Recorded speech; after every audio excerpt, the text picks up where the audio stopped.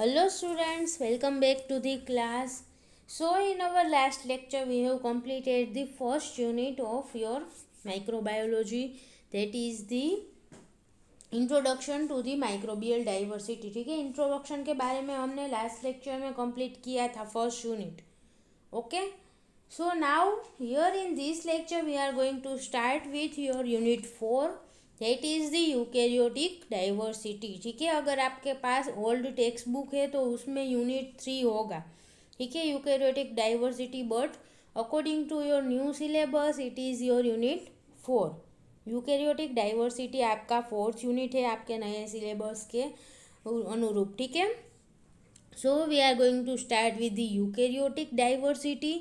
इसमें हम सारे के सारे जो यूकेरियोटिक ऑर्गेनिज्म है उसमें क्या क्या डाइवर्सिटी देखने को मिलती है उसके बारे में डिस्कस करेंगे. So basically in this we will discuss about this 3 content. Okay, fungi, algae and protozoa, इन तीनों के बारे में हम यहाँ पर इस यूनिट में डिस्कस करेंगे.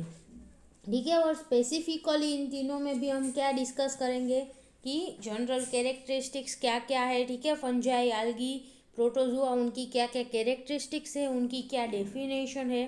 ठीक है, देन अकरेंस कहाँ पर देखने को मिलता है, ये सब कहाँ पर अवेलेबल होती है, कहाँ पर रहते हैं.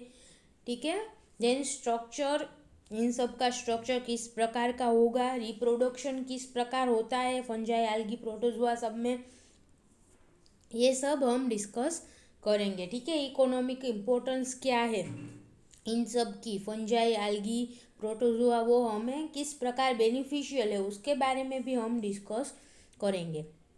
ठीक है, so basically in this chapter we have to discuss about the 3 points that are the fungi, algae and protozoa. ये 3 अलग अलग यूकेरियोटिक ऑर्गेनिज्म और यूकेरियोटिक ग्रुप्स के बारे में हमें इस यूनिट में डिस्कस करना है.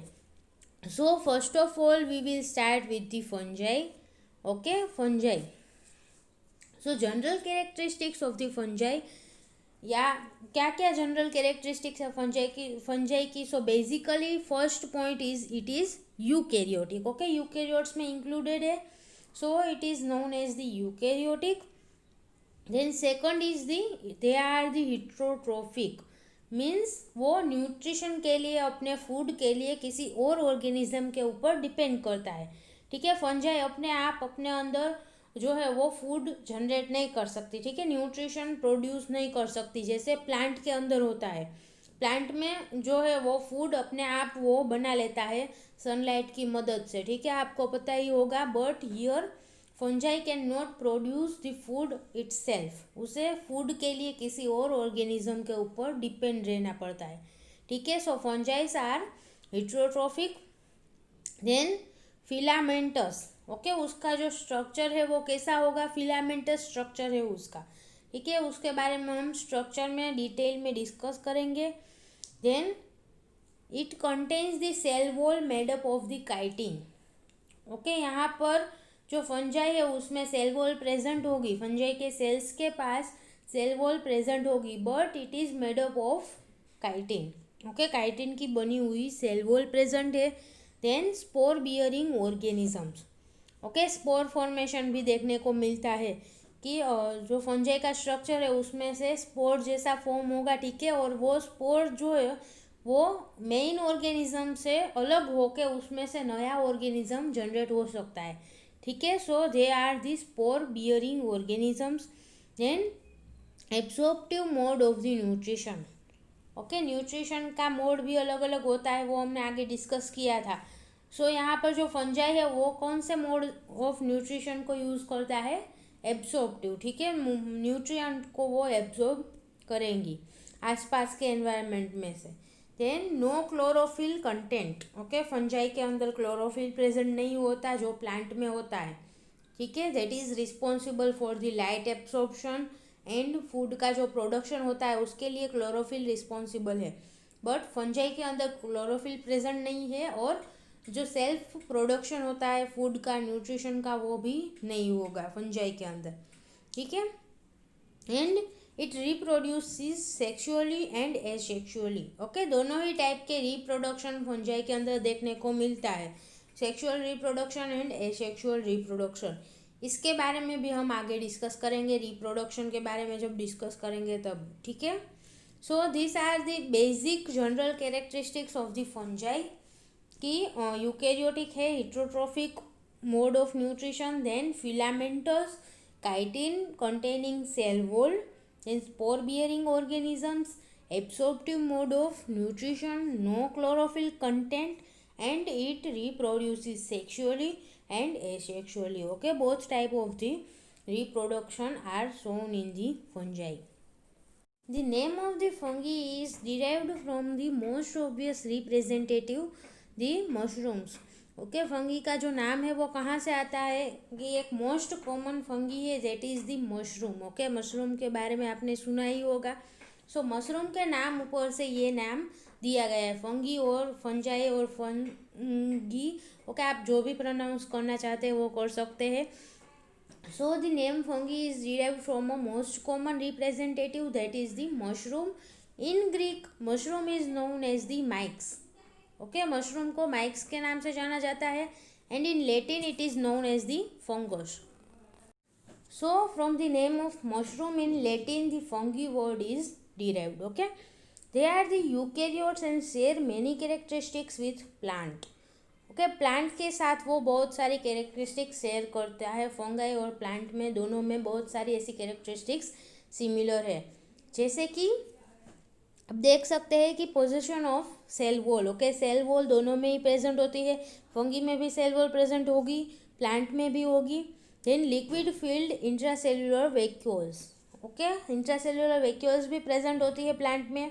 अगर आपको प्लांट सेल का स्ट्रक्चर याद हो तो 11th-12th में भी आपने स्टडी किया होगा कि यूकेरियोटिक सेल का स्ट्रक्चर कैसा होता है, और उसमें भी प्लांट सेल का, एनिमल सेल का स्ट्रक्चर किस प्रकार का होता है, वो हमने 11th-12th में भी आप लोगों ने स्टडी किया होगा अगर आपको याद हो तो, ठीक है। So there are the liquid filled intracellular vacuoles present in the both plants and fungi. Then microscopically visible streaming of the cytoplasm. Okay, cytoplasm में भी मूवमेंट देखने को मिलती है, and almost universal they lack the motility. Okay, plant में motility नहीं देखने को मिलती, ये ऑलमोस्ट यूनिवर्सल है, ठीक है। सो प्लांट में भी मोटिलिटी नहीं है, और सेम जो हमारी फंगी है उसमें भी मोटिलिटी नहीं देखने को मिलती। सो प्लांट एंड फंगी दोनों में बहुत सारी ऐसी कैरेक्टरिस्टिक्स है जो सिमिलर है, ठीक है। Microbiologists use the term fungus to describe the eukaryotic organisms that are spore bearing. Okay, spore bearing eukaryotic organisms, then absorptive type of the nutrition है, ऐसे ऑर्गेनिज्म की जो स्पोर बियरिंग है, जिसमें एब्सॉर्प्टिव टाइप ऑफ न्यूट्रिशन देखने को मिलता है। Then they lack the chlorophyll. Okay, chlorophyll present नहीं है। इन रिप्रोडक्शन भी सेक्सुअली एसेक्सुअली दोनों ही टाइप से हो सकता है। ऐसे ऑर्गेनिज्म को माइक्रो ऑर्गेनिज्म कौन से ग्रुप में ऐड करते हैं, सॉरी माइक्रोबायोलॉजिस्ट ऐसे ऑर्गेनिज्म को कौन से ग्रुप में ऐड करेंगे, फंगस, ठीक है। इन सभी ऑर्गेनिज्म को कंबाइनली एक नाम दिया गया, that is known as the fungus.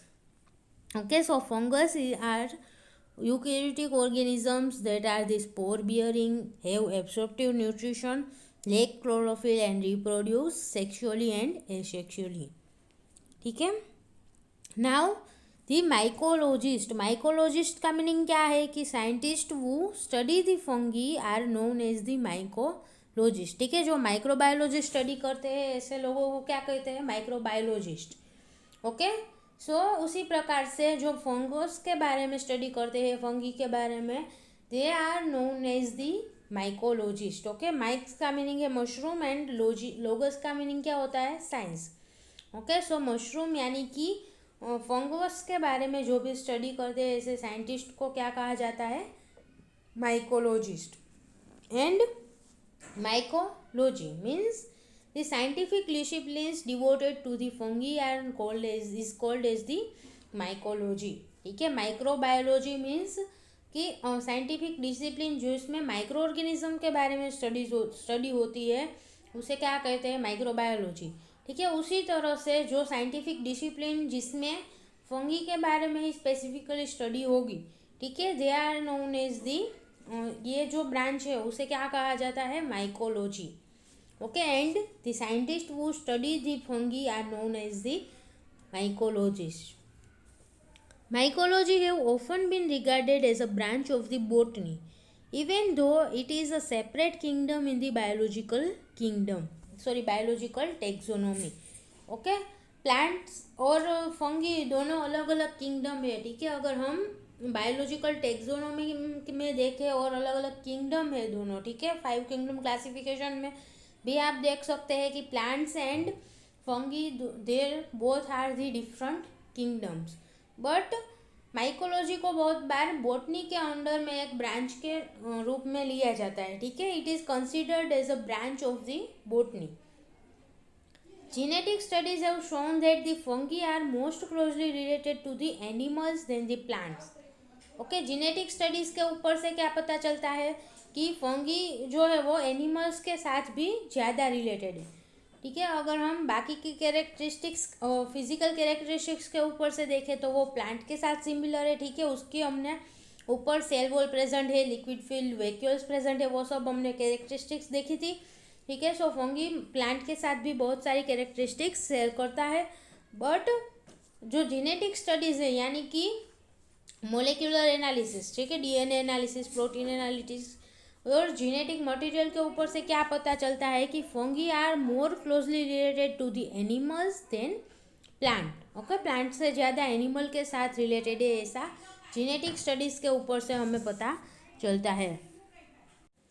Next is the mycotoxicology. It means the study of the fungal toxins and their effect, ठीक है। माइको का मीनिंग क्या है? Fungus. Okay, fungus related studies and toxicology means fungal toxin related जो भी studies होती है, it is known as the mycotoxicology. Okay, one more terminology that is known as the mycosis. Okay, mycosis दोनों ही spelling आप लिख सकते हैं माइकोसिस का. सो माइकोसिस का मीनिंग क्या है? The disease caused by the fungi in the animals. Okay, fungi के द्वारा जो भी डिजीज होता है एनिमल के अंदर, उसे क्या कहते हैं? माइकोसिस. ओके, सो ये सभी टर्मिनोलॉजी आपको याद रखनी है. Mycotoxicology, mycosis means disease caused by the fungi in the animal. Okay, then mycology, mycologist.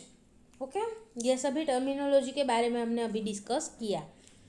According to the universal phylogenetic tree, fungi are members of the domain Eukarya. Okay, Eukarya domain का ही एक part है fungi. आपने वो हमने आगे ही देखा था, ठीक है, फाइलोजेनी में जब हमने अलग अलग क्लासिफिकेशन के बारे में देखा था, 5 किंगडम, 6 किंगडम, ठीक है. सो वहाँ पर हमने देखा था कि यूकेरियोटिक डोमेन का ही एक पार्ट है fungi. And fungus is a member of the large group of the eukaryotic organisms that includes the microorganisms such as the yeast, molds. Okay, और मोल्ड्स का भी दोनों ही स्पेलिंग लिखा जा सकता है, MOLDS और MOULDS, दोनों ही करेक्ट है. As well as the more familiar mushrooms. Okay, so eukaryotic organism के अंदर का ही एक ग्रुप है फंगस. फंगस के अंदर क्या क्या इंक्लूडेड है? सो ईस्ट, मोल्ड, मशरूम, ये सब फंगस के अंदर ही आता है, ठीक है. These organisms are classified as the kingdom fungi, which is separate from the plants, animals, protists and bacteria. Okay, ये सबसे डिफरेंट एक किंगडम है, दैट इज फंगी.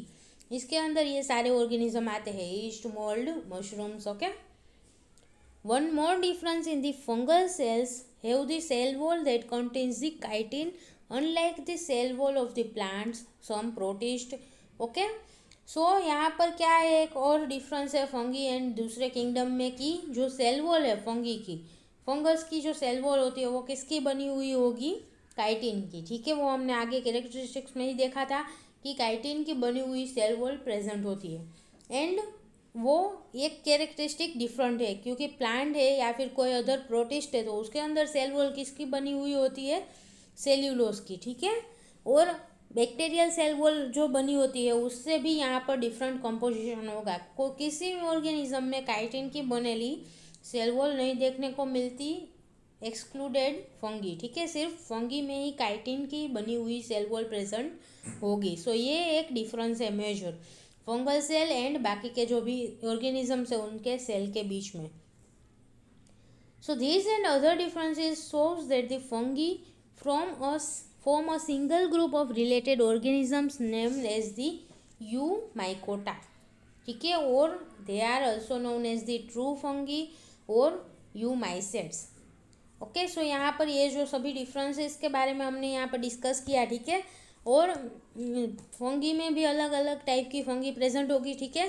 सो उसमें से एक ग्रुप फॉर्म करती है fungi, that is known as the Eumycota और also known as the true fungi Eumycetes, ये सभी नाम से जाना जाता है, ठीक है। A single group that is formed by the fungi, okay. और organisms that share the common ancestors, okay. Eumycota के अंदर जो भी फंगी इंक्लूडेड है, जो भी ऑर्गेनिजम्स इंक्लूडेड है, वो सब कॉमन एंसेस्टर शेयर करते हैं। मीन्स कि एक ही एंसेस्टर में से सारे के सारे डाइवर्सिफाई हुए हैं, ठीक है, सारे के सारे जनरेट हुए हैं। And it is also known as the monophyletic group, okay. Phylogenetically evolutionary वो सब एक ही एंसेस्टर में से डेवलप हुए हैं, so it is known as the monophyletic group, ठीक है। So Eumycota is also known as the true fungi और Eumycetes, ठीक है। कॉमन एंसेस्टर में से जो भी फंगी आई है वो सब एक ग्रुप में इंक्लूडेड है, वो ग्रुप उसे क्या कहा जाता है, Eumycota। क्लियर?